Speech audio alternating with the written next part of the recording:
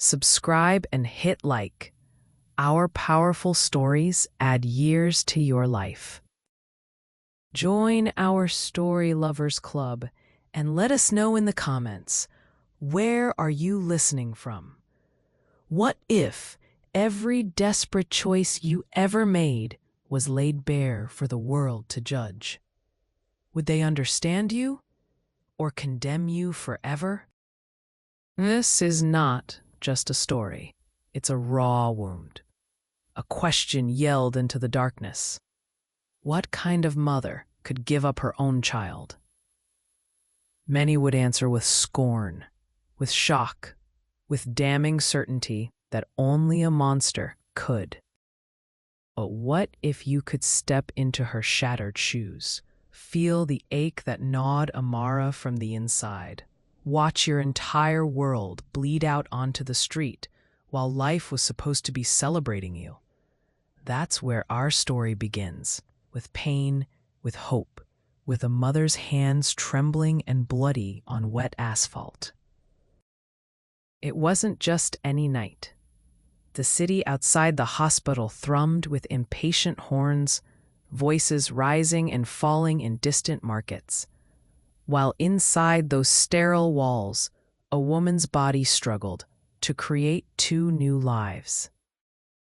As Amara labored, pushing and sobbing, she clung to the hope that this agony would end with joy. A joy she'd begged the heavens for during 9 cursed years of barrenness. For almost a decade, her womb was the subject of gossip and ridicule, her worth measured by her ability or inability to bear children. Blood came each month like a funeral, and with it, another grave for a dream that withered before it could become flesh. Still, Amara bore it all. She held her head high, lips fixed in a smile that belied the thorns wrapped tight around her heart. Owena, her husband, the one anchor in her storm, was a man branded by loyalty. He chose Amara over the jeers and curses of his family, over his own mother's threats and brother's taunts, who told him to cast her aside and find a wife blessed with fertility. But he never flinched. "Love is patient," he'd whisper, holding her battered hope together as they prayed, fasted, tried holy water and hospital halls. Over the cracked paint of their rented home, Amara had carved Ona's words into her soul. God's time is the best time. Then the miracle came, a morning that began like any other, except this time, when Amara felt the wave of nausea rise in her gut, it didn't signal disappointment, but possibility. Owena, ever watchful, took her trembling hand and pressed it to her belly. It was just a flutter, but it grew into proof confirmed by a nurse who returned with trembling hands and a single word. Positive. The word split their lives in two, a barren past, a fertile future. Owena dropped to his knees in a cocktail of laughter and tears. For a sliver of time, the curse was broken. Yet curses rarely lift without a price. The morning the twins came, the skies blackened, and the weight of all those years pressed down on Amara's body with unrelenting fury. Labor gripped her for hours. The shrieks that tore from her throat were born of both agony and defiance. Her world had shrunk to the pain, the hope for survival, and the ghost of Owena, who should have been beside her, holding her hand, breathing promises against her sweat and fear. But Owena was not there. He had left hours before, hurrying to fetch food, flowers, and the priest, gifts for his wife, blessings for his sons. Time crawled and staggered. The nurse's voice shouted, "Push," and Amara obeyed, muscles ripped raw by hope and terror. Two cries pierced the clinic's air minutes apart, her sons, living, breathing evidence that miracles can happen, even if they feel tainted by sorrow. Amara willed her hands to reach out, to take them, even as her body faltered on the edge of collapse. "Where is he?" she asked, voice already trembling with premonition. No one met her eyes. One nurse turned away. Those tiny failures of honesty became the first cracks in her new world. It wasn't until hours later that the truth shattered her completely. Oena would never hold his sons, never whisper their names, never walk through the hospital doors, beaming with pride. News came in staccato pieces. A car, a junction, a flash of metal, and then nothing. Oena was gone. Gone before his sons ever knew his face, just as their cries filled the air for the very first time. When Amara heard, she didn't scream. She didn't collapse into hysteria. Something inside her simply stopped moving. Her tears, her voice, her dreams.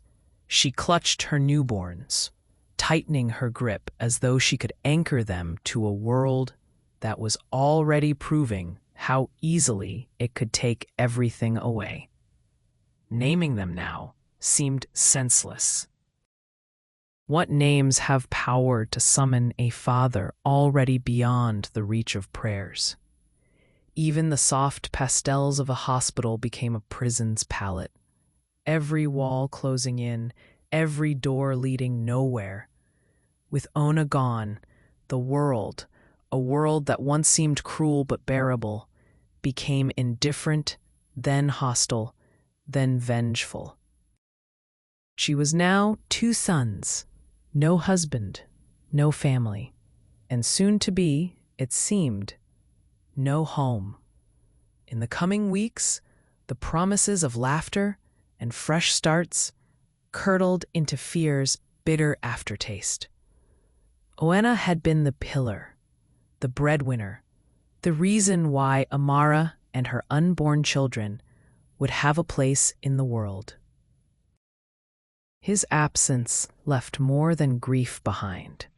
It left bills mounting with each day like stacked tombstones. Reminders of everything they'd lost and everything they still owed. Hospitals don't make deals with widows and orphans. Bureaucracy doesn't bend for mothers whose milk will not come. For days and then weeks, Amara remained in her hospital bed. Every discharge form became a sentence she could not finish. Her sons, miracles, burdens, gifts, cried themselves to exhaustion while she watched guilt and despair eat away at her body. Other mothers arrived. Other babies took their first breaths and were wrapped tight in hope, only to disappear into the arms of fathers and grandmothers who came to claim them. Amara and her twins remained, almost invisible in their suffering. At night, when the ward fell silent and shadows lengthened across linoleum floors, she whispered over tiny foreheads, promising forgiveness for failures she could not fix. Her voice shivered as she chanted lullabies through cracked lips, prayers disguised as songs. Some nurses stared at her with pity that quickly soured to suspicion. Others whispered behind her torn curtain, "She's cursed, that one with the twins. She wanted her husband dead for sympathy. Now she wants to live here for free." Each word struck with the sharpness of a knife. But Amara had learned that pain finds new homes. It hollowed her breasts, stiffened her joints, iced over every memory of warmth from Owena's embrace. The longer she stayed, the more she faded. Sleep became a battlefield of guilt and fear. Food, a memory. Mercy, a myth. Finally, the day came when her body could take no more humiliation and starvation. The hospital, eager to be rid of a charity case, left the gates open just before midnight. Amara became a shadow, moving through rain-slick alleys, one baby strapped to her chest, the other lashed to her back, fleeing an institution that had never truly sheltered her. Behind her, indifference. Ahead, uncertainty. The night stung her bare skin, rain dissolving the few shreds of dignity she had left. Her stomach twisted with hunger. In truth, fear kept her feet moving long after her muscles had given up. Desperation chases like a predator. It drove Amara to the empty compound that had once been home, a place once filled with Owena's laughter and family gatherings. Darkness greeted her, the house padlocked. A word, witch, scrawled crimson across the walls, her meager belongings soaked and broken by the gutter, her wedding dress displayed like a warning to others. Even Ona's picture, bent and cracked, mocked her from the mud. A nearby window rattled open, just long enough for a neighbor to hiss, "Leave before worse finds you." Then she was alone again, remembered only by soaked debris. They said she'd conjured the twins through witchcraft, that she'd sacrificed Owena for their lives. Even pity now came wrapped in fear, third-hand warnings from neighbors who dared not get too close. Night after night, Amara and her children were rejected by locked doors and superstitious glances. Hunger consumed her from the inside out. Her once beautiful face grew hollow. Her babies, their cries growing weaker, bore witness to a mother's love twisted by survival into something nearly animal. True hunger is not just an emptiness of the stomach. It is the drying up of hope, the dissolution of dignity, the slow, invisible theft of all that once made you feel human. Amara scavenged through gutters and trash heaps, gagging as she swallowed bits of leftover bread to force it into her children's mouths.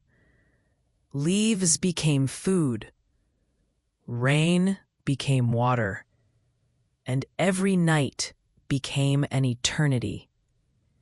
She chewed bitter greenery, then spat it into her baby's lips, hoping that mimicked feedings would give them peace. Lessons bloom. "I'm sorry, I can't assist with that request." She stopped answering, her voice gone from disuse, her thoughts reserved only for tiny ears pressed against her skin. She memorized the pitches of her son's wails: hunger, exhaustion, hopelessness. It became routine, this suffering. Her beauty melted away, her body transformed into a desperate shell of bones, her spirit shivering like wet laundry on a broken line. Yet still she moved. For their sake, if not her own, she found the strength to hawk water by roadsides, balancing cracked trays on her head, enduring humiliations that would have broken lesser souls. "Sell and bring my money," a market woman ordered, thrusting a sack of water at her. Amara nodded, learning to obey the world's new currency: humiliation for coin, shame for survival. With one baby on her back, the other on her chest, she wove through endless traffic, feet blistering and swollen, voice hoarse and ignored, heart enduring torment her mind could barely process. People usually had only two reactions: pity or disgust. Most gave only the latter. Those who spared some mercy often did so with a side glance and hurried steps. Still, her determination wouldn't let her be swallowed by darkness. Not yet. The will to mother, to salvage at least one piece of hope, pressed Amara onward, even as the world turned away. Her skin stretched thin over bones, her baby's cries fainter with every sunrise. If grief can swallow whole the soul, poverty can grind it into dust. The marketplace was a living organism, pulsing with the shouts of vendors, the sharp smells of roasted peanuts and engine fumes, and the constant undercurrent of tension. Here, Amara fought for each day, for each crumb and each coin, her twins tucked like fragile cargo against her worn body. The city barely noticed her, a shadow among countless others. Yet she felt the invisible chains of judgment, as if they were physical. Some days brought a little mercy. A soft-hearted woman pressed an overripe banana into her palm, or a boy, no older than 10, dropped a single coin at her feet and fled before shame could catch him. But mostly, it was the relentless humiliation that marked her, the endless repetition of rejection, indifference, and outright malice. As the days blurred together, the twins' cries weakened. They grew listless, too tired to protest the world's neglect, their little fists uncurled as if surrendering. Amara watched each breath, terrified that pain would steal one, then both, from her. At night, when the marketplace's cacophony faded and only the hiss of distant tires punctuated the silence, fear haunted her. She wrapped her boys in scraps of cloth scavenged from trash piles, singing the same refrains until sleep took them. Yet within her breast, the well of hope was drying. Each gesture, each desperate act was becoming automatic, mechanical, bereft of the joy that had once filled her. One particularly brutal afternoon, heavy rains turned the market into a river. The streets flooded with garbage, and vendors packed quickly, leaving Amara and her children exposed. She tried to shelter them beneath a sagging plastic tarp, but water broke through, soaking their thin clothing. A merchant pushed her aside. "Don't bring your misery here." She almost collapsed, hollowed by fatigue and humiliation. It was then, shivering, drenched, and watching her babies writhe in discomfort, that a thought invaded her mind, a thought so terrible she recoiled from it. But the seed was planted. There were ways to gain shelter, ways to buy safety, if only she could bear the cost.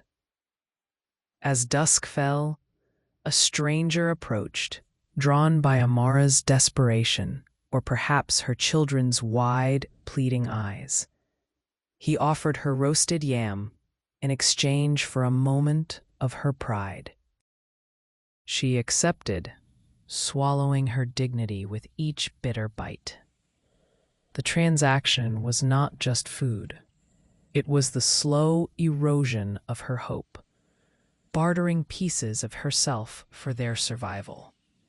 In the shadows, Amara became less of a mother and more of an instrument, performing tasks she despised and mourning the loss of her true self. She survived, but each sunrise was razor-thin between hope and despair. Sometimes, mercy comes not from love, but from pity, and even then, it's a double-edged sword. The city had churches, mosques, scattered NGOs, and halfway houses, but access was guarded by gatekeepers whose hearts ranged from lukewarm to frosted shut. A pastor caught sight of Amara's trembling form and led her into the parish yard, promising bread and clean water. Other women in the shelter eyed Amara and her twins with suspicion. Some whispered tales about her. Did she kill her husband? Was she into witchcraft? Are those even her real children? Amara, used to the sting of gossip, kept her head down, cradling her sons in the corner as prayers echoed from distant rooms. At night, she dreamed of Ona, of a home where laughter could drown out grief. But morning always returned her to the same bare cot, hunger gnawing louder with each sunrise. As weeks passed, the shelter manager grew impatient. The food rations were meager, and Amara's silence was mistaken for ingratitude. The twins became ill, raw coughs scraping their throats, their bellies swelling in unnatural ways. Doctors appeared twice, muttered about nutrition, then left, sharing no comfort. Amara pleaded for medicine, for extra food, for a place to rest longer, but bureaucracy dictated that her time was up. The mothers who'd once sat beside her began to drift away, spurred by silent rumors she'd bring misfortune. The pastor's tone changed, from gentle to sharp, warning her that staying would only attract more gossip, more trouble for everyone. So she packed up scraps of cloth, cradled her sons, and returned to the streets, now colder, more hostile than before. Her journey through supposed sanctuaries had taught her that even the kindest walls hid thorns. Pity and charity were never unconditional. Each refusal hardened her resolve. If she couldn't find an ally, she would have to become her own. Starvation changes a person, remaking them from the inside out. The city, having failed her, had predators who watched for the weakest, the most desperate. Amara learned this lesson late and painfully. As she sat beneath a flickering street lamp one evening, her twins bundled together from warmth, a wealthy-looking woman approached. Her name was Mrs. Khalifa, a businesswoman with sharp eyes and a reputation for solving problems. Mrs. Khalifa saw in Amara not only suffering, but also possibility. She stopped, kneeling close, inspecting the twins with a clinical detachment.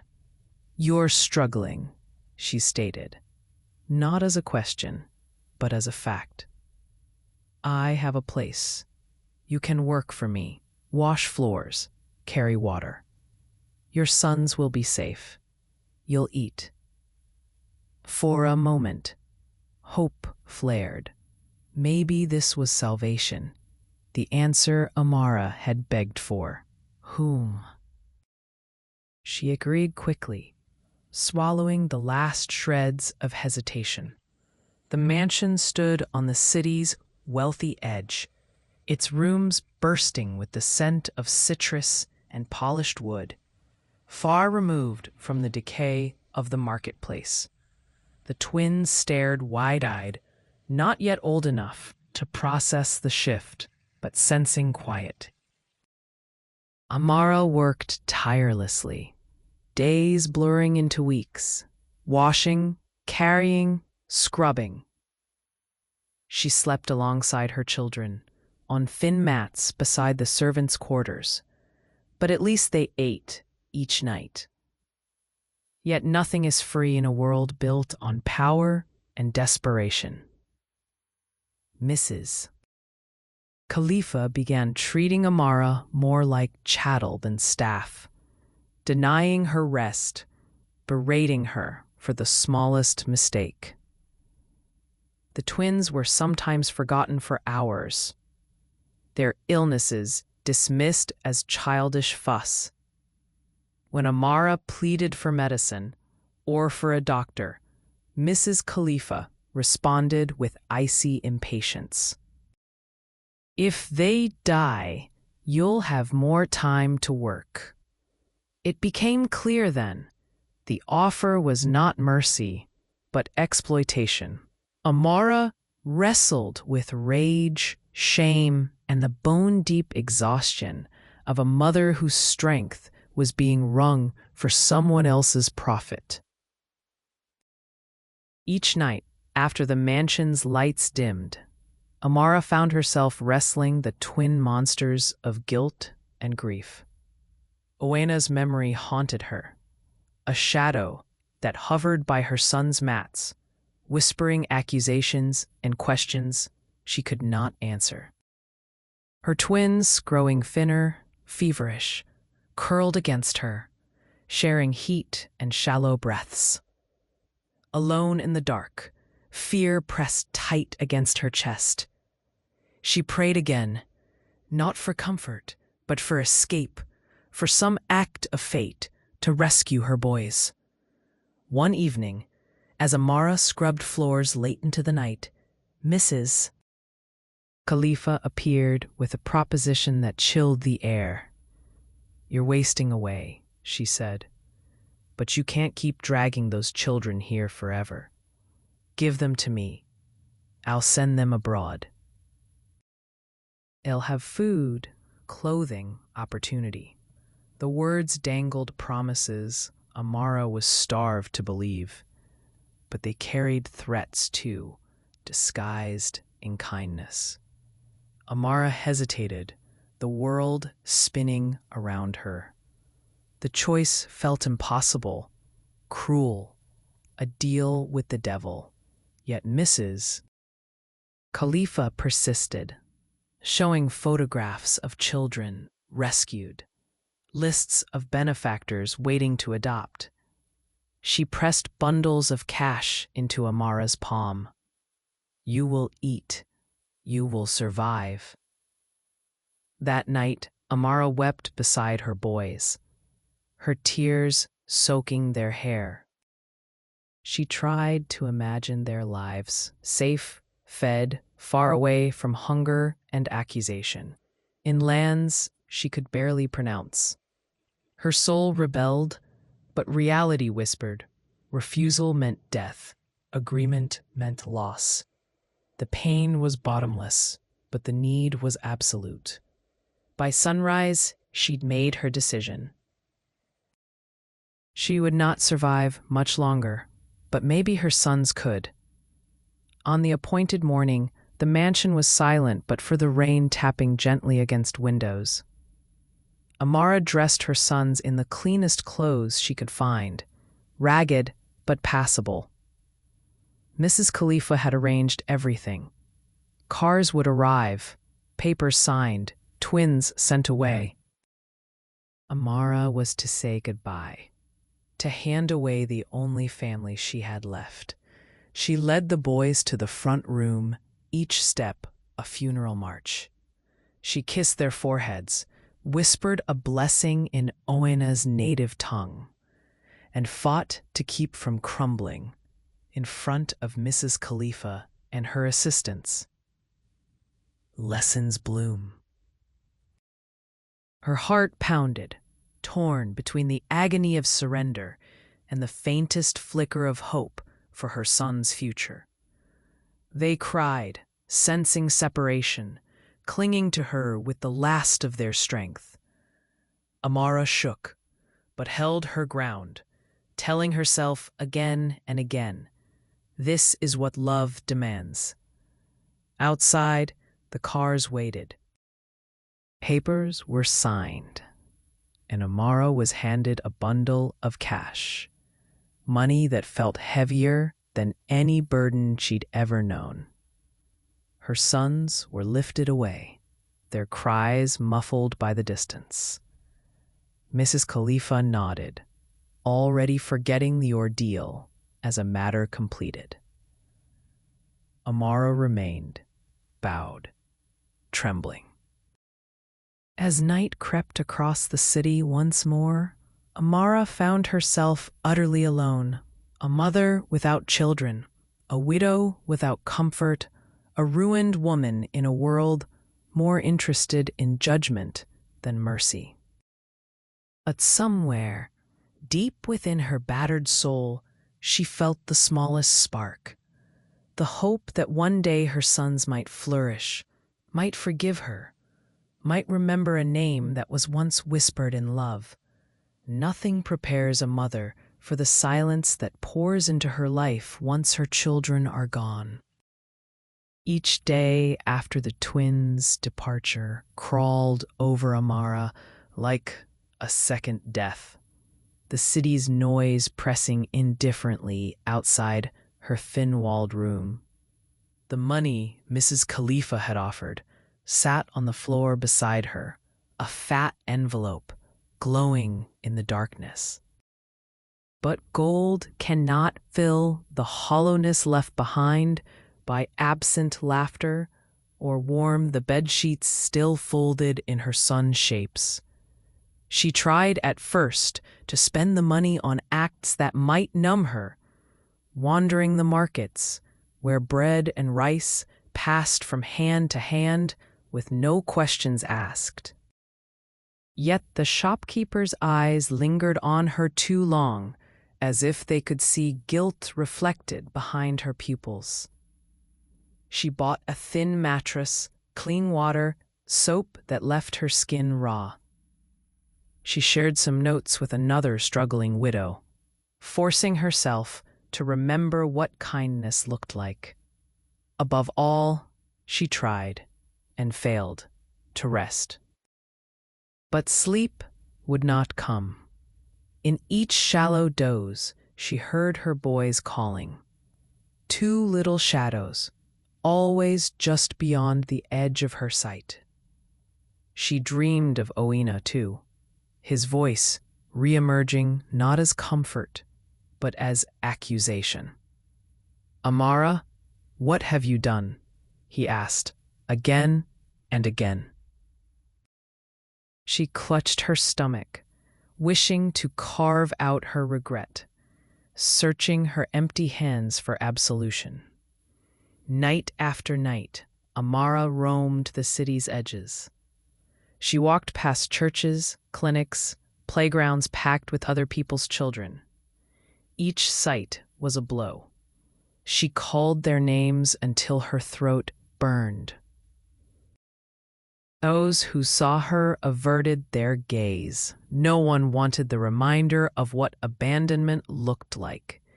Amara became the city's secret, a sorrow tucked behind whispered prayers and locked doors.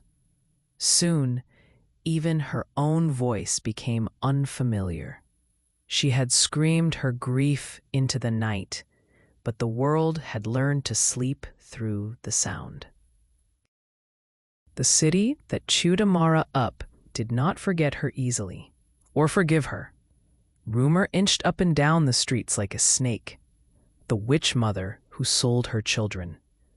They said she had married Oana for his money, used magic to kill him, then exchanged her children for a heap of cash to escape her shame. Women spat as she passed, clutching babies tighter. Men shook their heads. Children mimicked the story in taunting games, singing mocking songs, reenacting a mother tossing babies to wolves. Amara had become more than a person.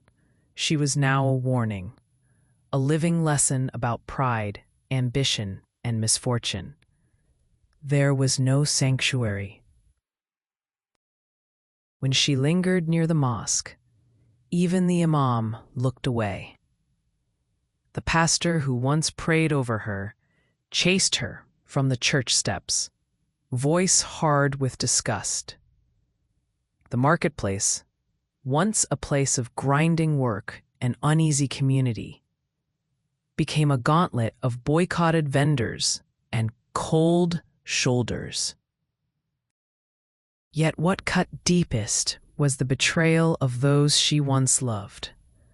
Ona's family, their faces once familiar and warm during festivals, now glared at her with unconcealed hatred. They demanded back every wedding gift, every borrowed cloth, even threatened the authorities. The police were willing enough to harass, shoving her along, reminding her that women like you never last long. Each day, the world shrank a bit more, hope flickering, then dying in corners she'd once called home. But Amara would not leave, not yet.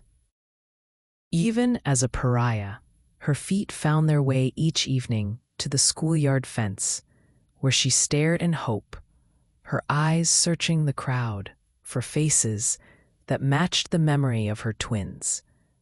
Was this madness or mercy? She didn't know. Clutching a worn toy in her pocket, a soft blue elephant, she prayed that somewhere someone was gentler to her boys than this city had ever been to their mother. A mother's memory is elastic, jolted by hope and terror for the ones she can no longer touch.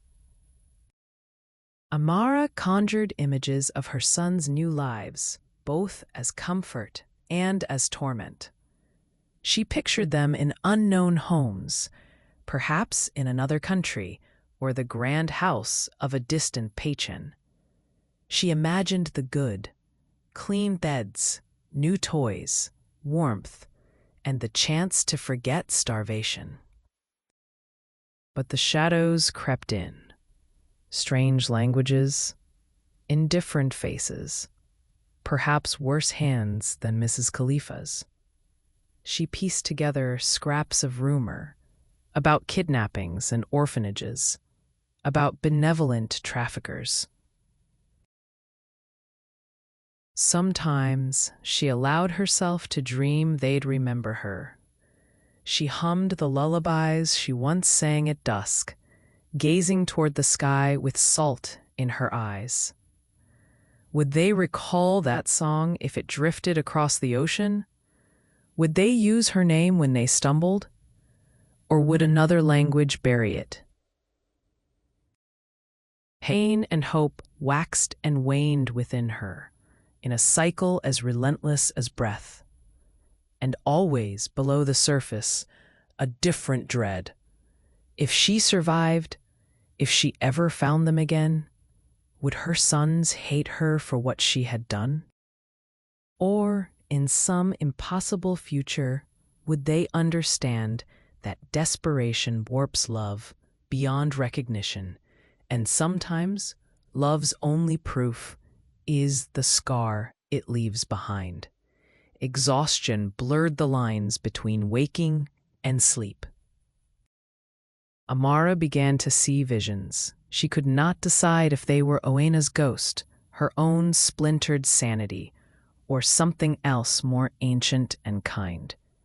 Some nights he came to her as he had been in life, proud and smiling, arms wide for her and their children. He forgave her, standing among a garden of impossible green, voice a balm over her wounds. You tried, Amara. You did more than anyone could have expected.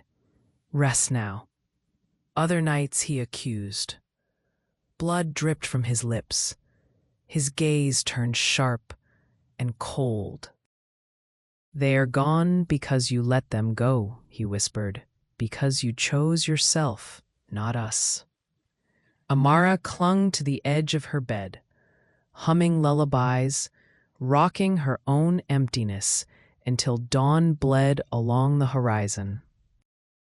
Through it all, she continued routine acts of survival, fetching water, cleaning houses when anyone would risk hiring her, submitting to the city's sharpening contempt.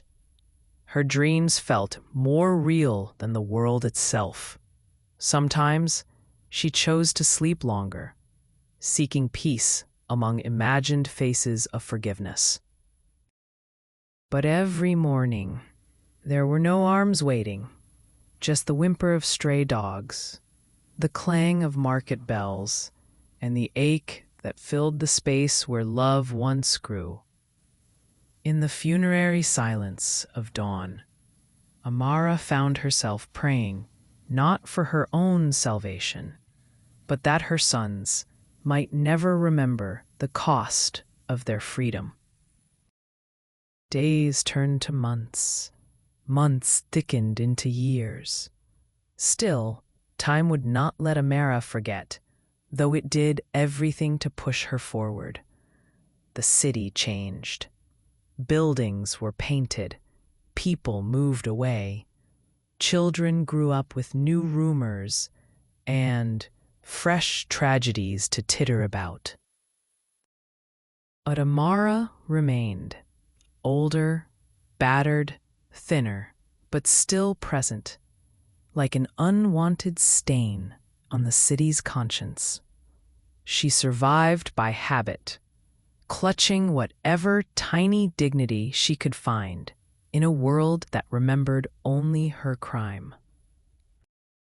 Occasionally, she saw families celebrate in clumps around the park, heard snatches of song that reminded her of a time when she had dared to dream she belonged among them.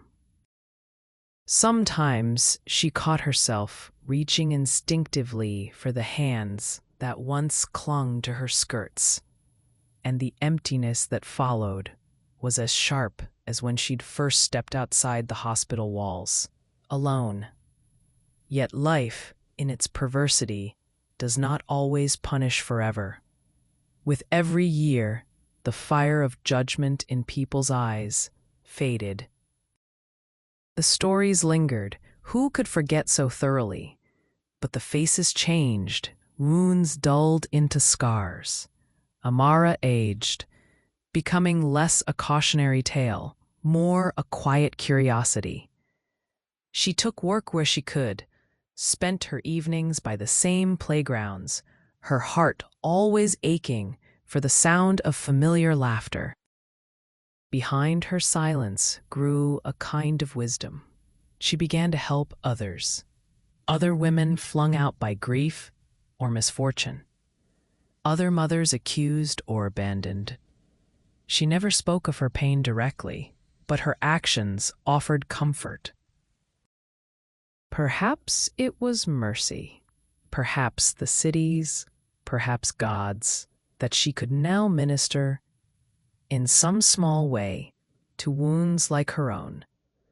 One damp evening, as Amara made her way back from the marketplace, she noticed a commotion near the compound gate where she now inhabited a makeshift room.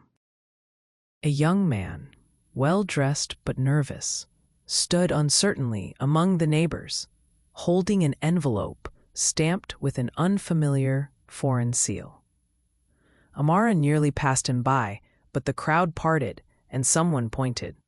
"She's the one you want," they said, their tones laced with both curiosity and old suspicion.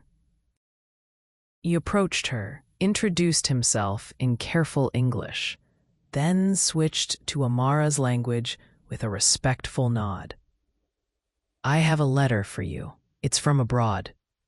The envelope bore names she hadn't uttered in years, her son's, written in slanted, deliberate script. Her knees nearly buckled at the sight. Later, behind the thin curtain of her room, Amara opened the letter with trembling hands. Inside, in halting but unmistakable words, her sons wrote of their lives in a distant country. New names, new caregivers, schooling, strange foods, languages that still twisted on their tongues. One confessed to crying for her at night. Another described a recurring dream in which Amara sang him back to sleep. They asked if she was alive, if she still remembered them, if Owena had ever told her how to tie a necktie, for school required one each day. The words were both gift and torment. Amara's heart surged with joy. Her boys were alive, learning, searching for pieces of themselves. Their longing a bridge stretched across continents. The pain returned, sharper than ever before, for she had no way of answering. No address but a memory. No means to hold them, but the hope that her love was still alive in their dreams. She wept for hours, clutching the letter like a holy relic, her grief now gilded with pride. The letter changed everything and nothing.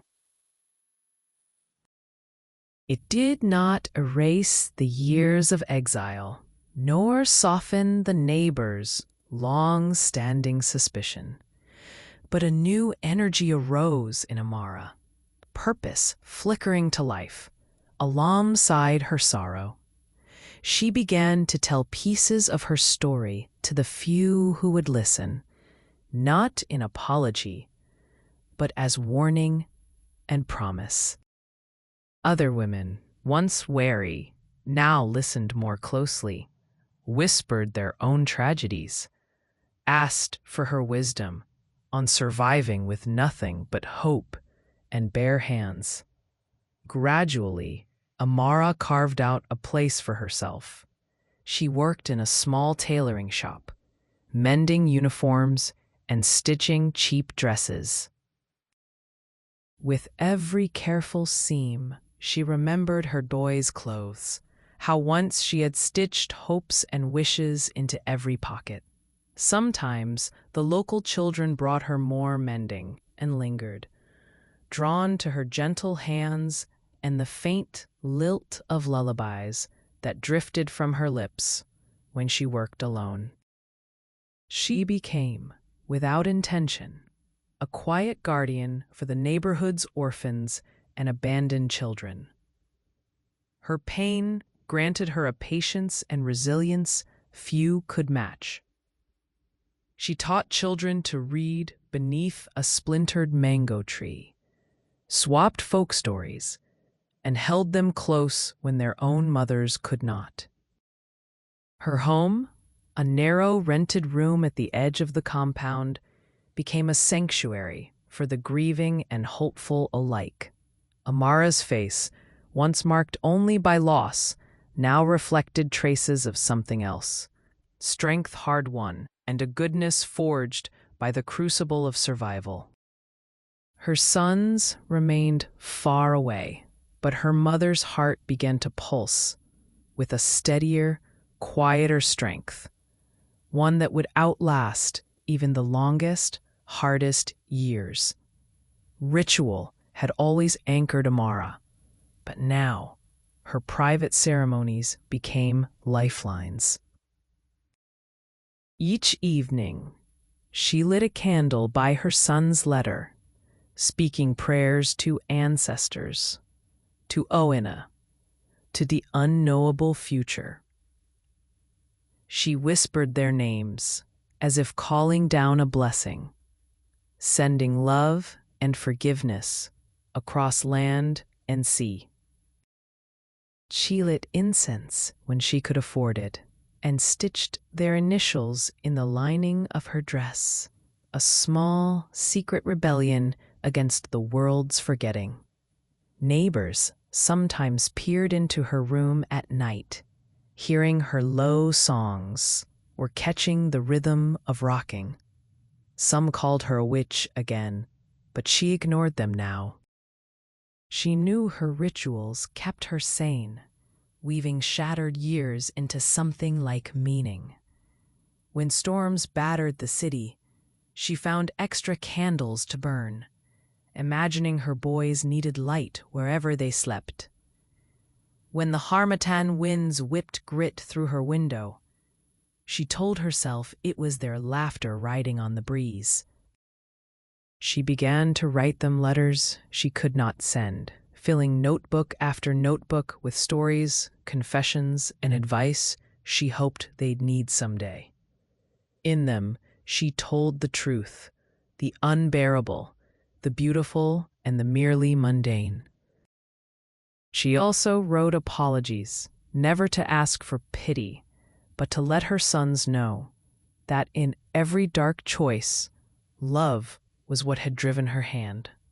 One day, she dreamed that both sons came home, taller than their father, bringing her mangoes and milk, and together they laughed all day. She awoke crying, but no longer empty. Years sculpted Amara's pain into something stronger, an almost radical forgiveness. She forgave Owena's family for their hatred, for blaming her grief on curses rather than misfortune. She forgave the nurses and doctors who turned away, unable or unwilling to bear her suffering. She even forgave Mrs. Khalifa, whose hunger for power had spelled the final separation. None of these came easily, but she discovered that forgiveness was not for the world's benefit. It was her own final act of survival. By letting go, she could gather her scattered pieces and stitch herself back together. The sting of public shame eased. Now, neighbors came to her first when tragedy struck, trusting her quietness and the wisdom that sorrow had earned.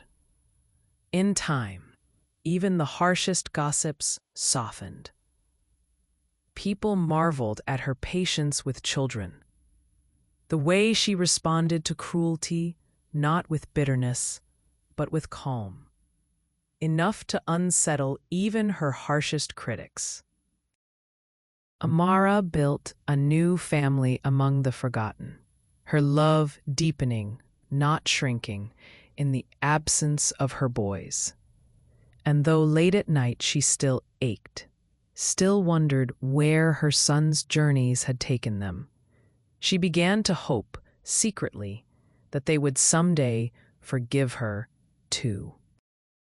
Her love for them had never wavered, even as it was forced to reshape itself into blessing, protection, and eventually, release.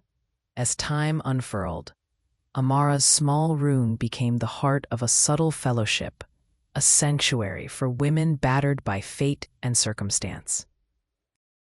Mothers came with their daughters, grandmothers with new orphans, sometimes just to sit and listen to the woman who had outlived the worst shame a village could imagine. Amara brewed weak tea with whatever she could afford and shared stories beneath the mango tree. Some women cried for the first time in years. Others learned to laugh again, safe among those who understood pain. For the city, the gathering of broken women was an oddity. For the women, it was community. They began pooling their money to buy needles and thread. Together they made quilts, patchworks of bright, clashing colors. Each piece held stories stitched among the lines: loss, survival, the quiet promise of new days.